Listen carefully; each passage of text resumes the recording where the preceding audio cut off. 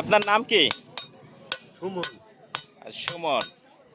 আমাদের গ্রামীণ আরও একটা ঐতিহ্য আপনাদের সাথে আজকে পরিচয় করিয়ে দেব, যেটা হচ্ছে কয়লা দিয়ে হাফড় দিয়ে আগুন তৈরি করে সেখানে এই যে টেনে টেনে বাতাস দিয়ে তৈজসপত্রগুলি ধারালো করা হয় এবং এটাকে হাফড় বলছে।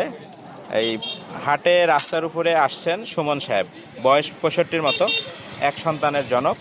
তিনি 12-14 বছর বয়স থেকে এই কাজের সাথে সম্পৃক্ত। তো দেখা যাচ্ছে যে হাটের দিন করে উনি এগুলি নিয়ে আসেন আবার চলে যান। তো আপনারা এইগুলো পোড়াতে কত টাকা করে নেন? 60 টাকা, 70 টাকা, 80 টাকা, কোথাও 100। বিভিন্ন রকম আছে।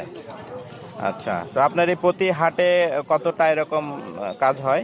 হ্যাঁ, এখন সিজন আচ্ছা, সিজনে ভালোই হয়। এখন কি